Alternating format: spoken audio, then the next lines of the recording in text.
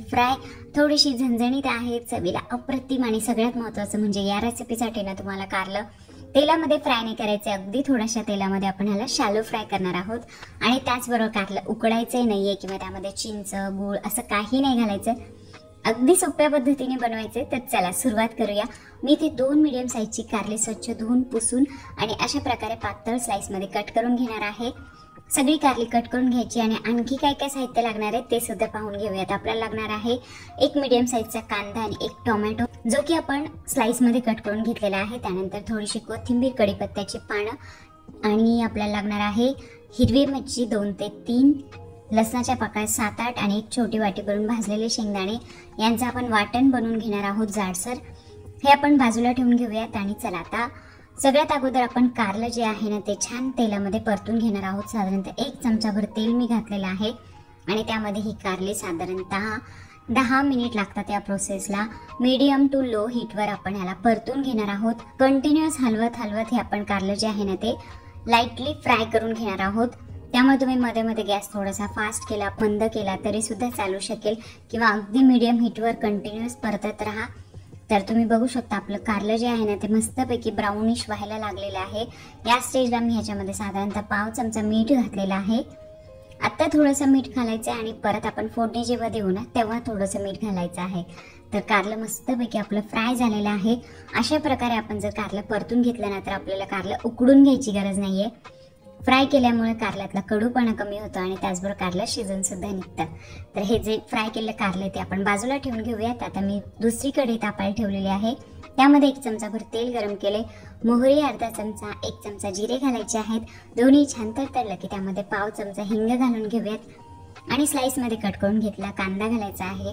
कांदा छान परतून घ्यायचा आहे। सगळे जे कांद्याचे स्लाइस आहेत त्या मोकळ्या झाल्या पाहिजेत आणि त्याचबरोबर थोडासा ट्रान्सलुसंट झाला पाहिजे कांदा। त्या स्टेजला आपण ह्याच्यामध्ये टोमॅटो जो की मी स्लाइसमध्ये कट करून घेतलाय तो सुद्धा ऍड करूयात। तुम्हाला हवा असल्यास तुम्ही कांदा आणि टोमॅटो बारीक कट करून घेतला तरी सुद्धा चालू शकेल। दोन्ही पण मस्तपैकी परतून घ्यायचे।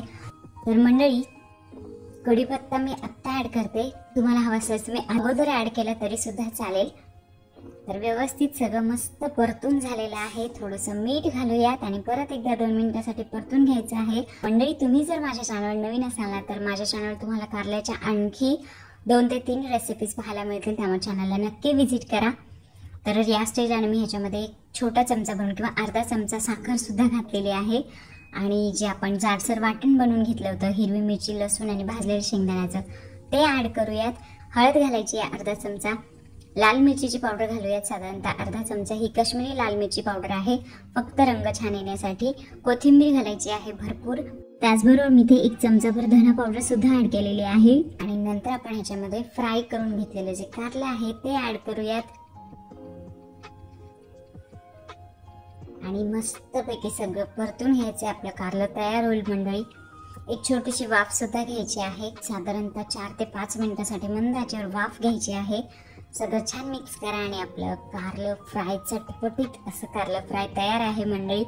नक्की बनवून बघा। आणि मंडळी तुम्ही जर माझ्या चॅनलवर नवीन असाल ना तर मी माझ्या चॅनलवर अशाच रेसिपीज अपलोड करत असते ज्या की मी माझ्या घरामध्ये माझ्या फॅमिलीसाठी करत असते, त्यामुळे सगळ्या रेसिपीज या ट्राईड आणि टेस्टेड अशाच असतात। चॅनलला नक्की व्हिजिट द्या। त्याचबरोबर व्हिडिओ आवडल्यास लाईक करा, शेअर करा आणि माझ्या चॅनलला सबस्क्राईब सुद्धा करा। बेल आयकॉनचं बटन प्रेस करा जेणेकरून माझ्या नवनवीन रेसिपीजचे अपडेट तुम्हाला येत राहतील। तर अशा प्रकारे आपली कारल्याची भाजी तयार आहे मंडळी। ही भाजी तुम्ही चपाती बरोबर, भाकरी बरोबर खाऊ शकता, टिफिनमध्ये सुद्धा देऊ शकता, त्यामुळे नक्की बनवून बघा। व्हिडिओ शेवटपर्यंत पाहताय त्यासाठी खूप खूप धन्यवाद मंडळी। असंच प्रेम देत राहा। Thank you so much, bye bye.